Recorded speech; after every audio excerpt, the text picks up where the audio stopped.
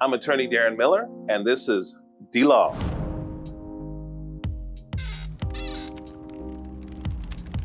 Today, we're going to be talking about the LSAT, what it is, how to prepare for it, how important is it, and just some of my own personal tips on how to get ready for this very important examination. And you know what? What is interesting, the timing is absolutely right for this, because guess what? My son, Joseph Miller, came to me, and this is a boy, has wanted to be an actuary all his life, an actuary. I want to be an actuary, and this is what I want to be, and this is what's been the challenge. And so all through school, in college, he's wanted to be this actuary. So I'll never forget, at the beginning of the semester, he's like, we're loading up his car, he's getting ready to head back to Trinity, and he tells me, Dad, you know what? I want to go to law school. I think I'm gonna take the LSAT. My mind is blown, because for years I've been telling this 22-year-old boy now, boy, get your butt in school. Let's do this. Hey, you see what we're doing? You see what we're creating?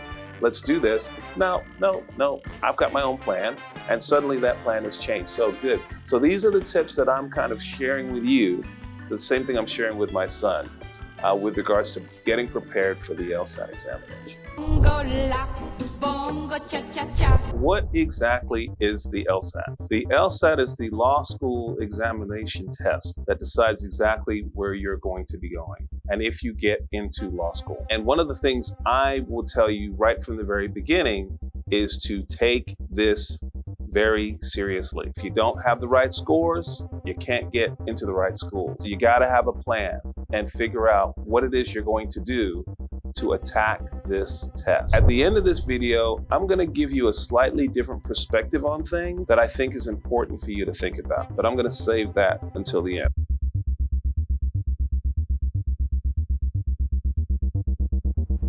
Well, they're two totally different things.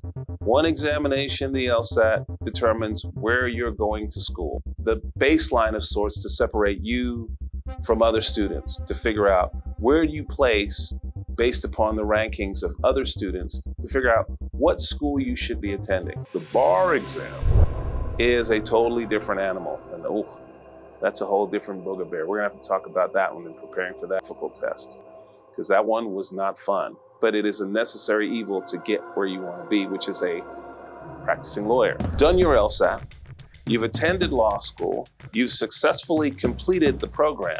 Great. Congratulations. You're what's called now a Juris Doctor. You have your law degree. Having your law degree and practicing and being a lawyer are two totally different things. In order to practice and be a lawyer, you have to pass the bar exam. And that test is tough. How to prepare for the LSAT. First thing that you've got to do is you've got to get your mind right. I now want to become a lawyer. This is a marathon. This is not going to be a sprint with regards to preparing it. I would have that type of a mindset, like this is going to be the biggest challenge up till now of my life. And you need to be ready for that, okay? Because if you think it's just going to be some other exam that you're going to be preparing for, if you think it's just some kind of a test, I can take a couple of weeks to prepare for it, you are not going to do as well as you should. So take it seriously, since it could potentially determine the direction that your life is going into moving forward. So get your mind right about this test. The next thing that you need to do is a good physical routine where, again, I'm eating somewhat healthy in preparation for this bar exam. The healthier you are, the more you think, the more oxygen that you've got running through your body, you're going to be preparing, and you can think better and perform better. I would be prepared to devote at least 6 days a week, 90 minutes a day, to some form of physical exercise, whether you're doing push-ups, whether you're jogging, whether you're walking. For me, it was, especially when I was preparing for the test taking, I'm spending 90 minutes a day, at least 6 days a week, and I'm going to be walking, okay? I'm going to be walking. I'm going to mix that between walking and hitting the weights, walking and hitting the weights. And the good thing about while you're doing that, while you're spending a lot of time walking, which I love to do, is that you can be listening to your tapes. You can be listening to either mindset issues, either test-taking tips. Listen to your tapes while you're walking and preparing. You've got yourself mentally prepared, you're getting yourself physically prepared. Number 3, get your diet right, guys. Get your diet right. And look, I'm the last one to be talking. I love my hamburgers and all that kind of stuff and all the sugar, but you gotta eat healthy. You've gotta eat healthy in preparing to do these things, right? And so what I did was I got my mother to help me. She would help prepare my foods and making sure that I eat healthier than I otherwise would, okay? You've got to do a regimen of these things. Mentally getting your head right, physically getting in the exercise, eating healthy, okay? Those things are all essential to the process. Number 4, get organized. Here's gonna be the plan, okay? It is now, essentially, it's January, and you've got the test in February. And so I'm gonna work backwards, okay? So that last week right before the test, what are those last things I'm gonna do? And I'm gonna schedule everything out, okay? I'm gonna get up at this time, I'm gonna eat at this time, I'm gonna work out at this time, I'm gonna have lunch at this time, okay? And then what are you going to be studying? Have those different components worked out to where you're doing them. Studying for the LSAT should be a full-time job for you, which means you're spending a minimum of 8 hours a day, at least 6 days a week, getting prepared for this. Take this seriously. I keep saying that, I keep repeating this, because if you want that lavish lifestyle of being a lawyer, you've got to aggressively get in there and take care of your business. And all this stuff sounds kind of interesting. This is kind of like real. It's just reminding me of some of the stuff that I did. Because I did kind of, because I got to tell you, and it's, so let me deviate for just a moment. I act like I had all my shit together from the beginning. I did not. And I had to take the LSAT 2 different times, because the first time I didn't take it seriously, and my test scores reflected that. And so, again, guys, you don't want to be in that boat, okay? And while you may have to take it multiple times to try and increase and get your score better, I wasn't mentally prepared my first time to do it. I said, okay, well, I can keep working, and I can kind of half-ass it, and I can do this, and I can do that. And my score reflected the effort I put into the examination.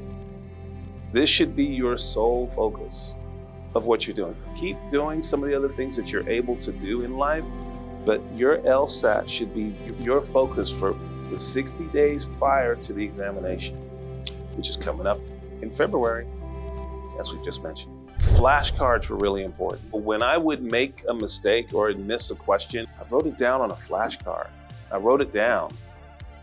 If you write it down, physically writing those things down and memorizing them and then putting that in that pile that you can go back to, you keep going through it and keep going through it. Guess what? Your memory is at some point, you're going to remember. You're going to figure it out, okay? So use those flashcards. Use the outlines, okay?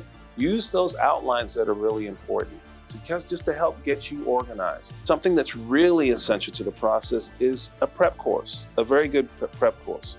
Barbary was really good for me, and I certainly suggest that you do those things. They will lay things out for you. They will provide you the outlines. Don't try and attack this yourself. Certainly, if you're a brainiac, go for it. Is the course expensive? Yes. But how much more expensive if you have to delay your life by 6 months and you have to take the test again or take it again? How much time? Time to me is really important, okay?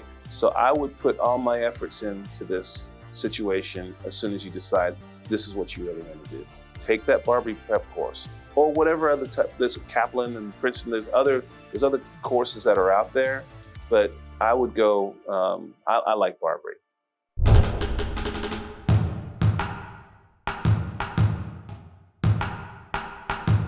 Group study. Group study is cool if you're in with a group of people that are serious about what's going on. I like to do it by myself and figure out problems by myself with regards to, here's my goal, here's my objective. And while it's good, the socialization aspect is good in group settings, many times people are getting distracted, people are late, people are throwing you off. So if you do get involved in group study, make sure you're getting out of it what you're supposed to be. Don't do it because you want to be friends with people and all that kind of stuff. This is business, this is life. And don't make the mistake of being somebody's friend as opposed to focusing on the task at hand, which is scoring the highest you can on that test. Something else that I did that I think was really important, okay? While I did have my 8 hours of study time that I would have it regimented out with regards to according to my schedule, okay? When it came closer to the test time, then I'm putting in more time. I'm focusing, I've got my 8 hours allotted, and then maybe then later on in the evenings, okay? Let me spend another hour or two with regards to the areas where I'm coming up short, where things aren't really clicking. So I'm putting more time, more emphasis into those things. Don't start too early with that though, okay? Don't start too early with that, because if you start too early with it, you could get burned out. And you don't want to get burned out going into this most important test of your life. So again, 8 hours for 60 days, then maybe that last 2 weeks or so before the exam, I'm stepping it up, I'm stepping it up, I'm stepping it up. Now again, right before the examination, those last few days before the examination, you should be kind of tapering back a little to kind of slow it down, okay? So you don't have that mental fatigue that you're ready for that test when that test comes in February. Okay, so just kind of keep those things in mind. Start off moderation. It's a marathon. We're running 8 hours a day. As we're getting closer, okay, I can do a little bit more. If you push that up another couple of hours, you're increasing your numbers by 25%, that effort. You're putting that in. A little bit more endurance, right? Now that we've got that routine and we're coming close to the test time, okay, let me slow it down. I don't want to pull a hammy. So, we want to slow things down and bring that test taking, the amount of time you're spending in preparation, chill for a while so that you can be mentally prepared for that examination on the day in question. What score should you be shooting for? I don't know, but what I do know is you need to have a plan. You should know what you're shooting for. What are the schools you want to get into? Know those schools. Find out what those numbers are. Write those numbers down and figure out what are the numbers they're looking for. If those are the numbers that they're looking for, that's your goal. That's what you're shooting for. So do your research, do your homework. Okay, it's not enough just to say, I want to do as best as I can. Give me a break. If this is the rest of your life, give yourself some target schools. Give yourself some safety schools so that you've got a range with regards to that. And nobody better say University of Texas, because by the way, kids, anyone in my family, I'm not paying for University of Texas. That's not happening. Just kidding. So you want to shoot for the highest score that you can in your target schools. Have your target schools ready, see what their qualifications are, and go for it from there. So let's talk about the scoring range for the LSAT. Scoring ranges from a 120 to a 180. Okay, so obviously you want to shoot for as close to a 180 as you possibly can. There's a 0.1% of folks, these brainiacs out there, that score that perfect score at the 180 range. I wasn't close to that number, but you don't have to be close to that number to do well in life, okay? So the average score is typically between 150 and 160. That's your average range of scoring.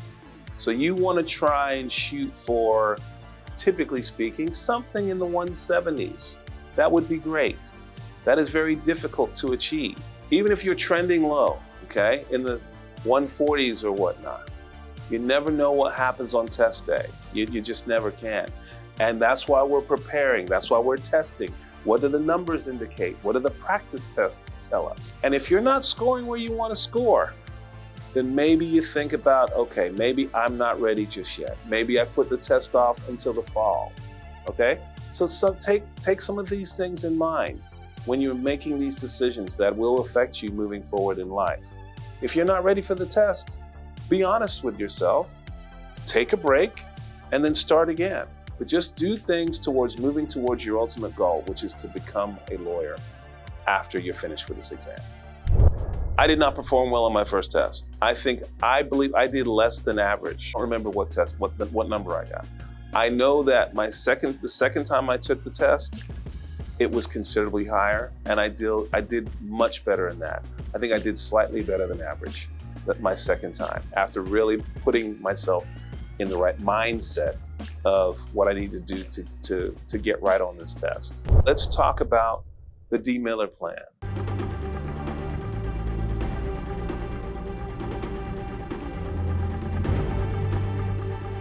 My plan was, even if I got in the secondary tier, I know that I want to open my own law office. I know I want to do my own thing. I know I'm not going to be looking for those downtown corporate jobs, which are looking for the top flight scores. So my mind was not significantly damaged from the fact that I didn't score on par with the top 10% of lawyers. Because my plan was, okay, I'm going to do this myself anyway. So what are you going to do? And so I had it all kind of stepped out. I'm going to go to a school in Houston. I'm going to open my own practice. I'm going to do my own thing, my way. And so when I didn't score where I wanted to score, I was still kind of in my range, because it was in accordance with my plan, if that makes some sense. So just have your plans ready is my point to you, okay? That if you don't hit those grades that you want, that you have some backups. And if you hit these backups, okay, what's your plan from there? What are you going to do? What are your goals? What direction are you moving in? Because that was all kind of a part of what I did. And knock on wood, that plan has worked out fairly well. Hopefully this has been beneficial to you guys. Just get your mind right, get mentally prepared, attack this thing. This is your gavel. Hey, maybe you want to be a judge. Can't be a judge unless you pass that test. So just take it seriously.